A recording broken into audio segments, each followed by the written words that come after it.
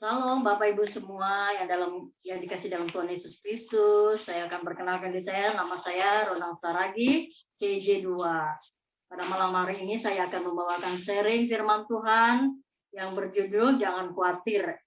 Tema kita Jangan Khawatir yang diambil dari Matius 6 ayat 25 sampai 33.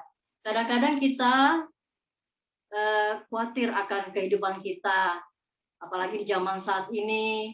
Dengan adanya virus corona kita khawatir, cemas, dan takut. Padahal itu belum tentu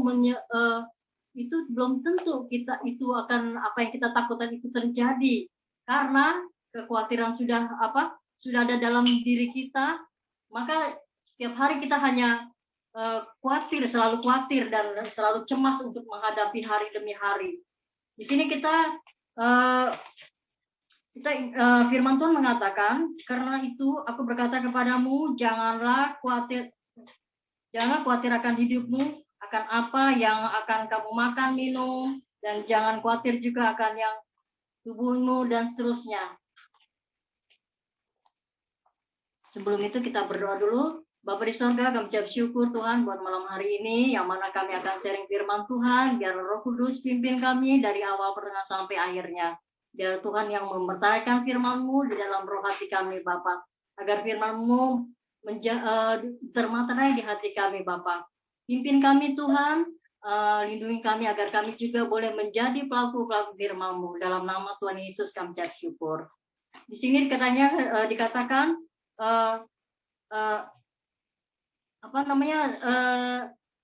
sebagai manusia kita memang tidak lepas dari kekhawatiran, tapi kita sebenarnya nggak perlu khawatir karena janji-janji kalau kita di dalam Tuhan, ada janji-janji Tuhan yang Tuhan akan menggenapi di dalam hidup kita. Bagaimana kita caranya cara mengetahui ciri-ciri orang yang tinggal dalam ketakutan? Satu, kurang menghargai hidup, yang adalah hidupnya hanya mengeluh dan khawatir dan takut. Mereka dan tidak mau mengandalkan Tuhan dalam dirinya. Oleh sebab itu, mereka semakin hari mereka tidak mengerti firman Tuhan dan tidak mau mempelajari tentang firman. Padahal di dalam firman Tuhan banyak janji-janji Tuhan yang luar biasa. Kedua, perkataan kita penuh kekhawatiran, tidak ada semangat dalam hidup ini. Kehidupan kita hanya dihantui dengan ketakutan. Contohnya kita takut untuk apakah kita bisa bayar sewa rumah, cicilan ini, cicilan itu, anak sekolah, masa depan anak-anak. Padahal kalau kita tidak khawatir, hanya mengandalkan Tuhan, semua Tuhan protek, semua Tuhan genapi, Tuhan berkati. Terusnya kurang percaya akan penyertaan Tuhan. Itulah ciri-ciri tadi kita ciri-ciri yang orang tinggal dalam kekhawatiran, kurang percaya akan penyertaan Tuhan. Artinya kalau hari demi hari kita tidak percaya Tuhan, akhirnya iman percaya kita tidak akan tumbuh. Akhirnya kita tidak merasakan bahwa penyertaan Tuhan itu menyertai kita dari sekarang sampai akhir zaman. Oleh sebab itu, kita dituntut untuk percaya janji-janji Tuhan yang sudah dimateraikan di dalam firman Tuhan. Dua, cara agar tidak khawatir gimana ya? Satu, harus kata Tuhan, carilah dahulu kerajaan Allah dan kebenarannya, maka semuanya itu akan ditambahkan. Kadang kita cari tambahannya dulu, baru cara tambahannya dulu. Dan kita tidak mau intim dengan Tuhan. Padahal Tuhan janjikan cari dulu. Kita benar dulu di hadapan Tuhan. Cari, utamakan Tuhan. Prioritaskan Tuhan di dalam hidup kita. Dan jangan cari tambahannya dulu. Materi-materi yang harus kita cari. Tapi cari kerajaan Tuhan dan hidup kita benar di hadapan Tuhan. Maka janji itu akan digenapi. Dan dampak dari tinggal dalam kekhawatiran apa? Kita tidak bertumbuh dan akhirnya kita binasa dan akhirnya tidak mendapatkan kehidupan yang kekal. apa yang kita harus kalau kita apa yang harus kita keluar dari kekhawatiran, resepnya agar tidak tinggal dalam kekhawatiran. Satu, percaya, berdoa, muji Tuhan, menyembah Tuhan, menyerahkan kehidupan kita, keluarga, suami, karir, bisnis apapun ke dalam tangan kasih Tuhan.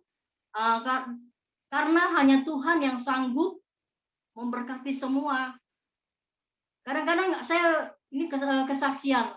Dulu saya nggak tahu ya, dulu 10 tahun yang lalu saya kehidupan saya emang yang nggak ya, maksudnya ya sama kayak tadi tuh, khawatir gimana ya anak-anak saya bisa nggak sekolah begini begono begini. Tapi puji Tuhan, kita mengandalkan Tuhan, dan apa yang saya tidak pikirkan itu, ketakutan itu jauh dari kita. Oleh sebab itu kita di sini untuk percaya dan berserah kehidupan kita semua, karir kita semua ke dalam Tuhan kasih Tuhan. Apapun masalah kehidupan kita, kalau memang itu terjadi, kita dikuatkan, kita menjadi kuat. Kalau memang itu terjadi yang misalnya keinginan kita, anak-anak kita sukses begini begono, tapi kalau memang itu tidak, ya itu bersyukur. Nanti suatu saat itu akan terjadi. Yang penting hidup kita percaya pada Tuhan Yesus, mengandalkan Tuhan, dan tidak khawatir. Kalau kita khawatir, itu menandakan kuasa Tuhan tidak bekerja di dalam hati kita. Tapi kalau kita percaya bahwa kuasa Tuhan bekerja, berkarya di dalam kehidupan kita, Tuhan lebih dari apa yang kita inginkan itu akan terjadi. Di sini janji Tuhan karena di 1 Petrus 5 ayat 7, serahkanlah segala kekhawatiranmu kepadanya, sebab Ia yang memelihara kamu. Itu janji Tuhan. Tapi kadang-kadang kita sok mampu, sok kuat. Mungkin kita pinter, padahal itu tidak, itu menjadi kesombongan buat kita, buat Tuhan. Itu tidak menjadi kesombongan buat kita. Tapi kalau kita mengandalkan Tuhan, Tuhan campur tangan buat kehidupan kita, anak-anak kita, masa depan anak-anak kita, dan hari depan kita sampai akhir zaman juga Tuhan pelihara dengan sempurna. Oleh sebab itu, mari Bapak Ibu, mulai saat ini kita harus mengandalkan Tuhan, percaya, berdoa kepada Tuhan, serahkan kekhawatiran suami, anak-anak, ekonomi kita ke dalam tangan kasih Tuhan. Karena Tuhan yang ambil alih kalau kita menyerahkan semuanya. Terima kasih. Inilah sharing saya, biar lagi menjadi berkat buat Bapak Ibu semua. Kita bersatu di dalam doa. Bapa di sorga, kami sudah mendengarkan sharing firman Tuhan. Biarlah firman-Mu ini Tuhan, boleh Kau meteraikan Bapa, dan kami juga boleh menjadi pelaku-pelaku firman-Mu. Terima kasih Bapa di sorga, di dalam nama Tuhan Yesus kami ucap syukur. Haleluya, amin.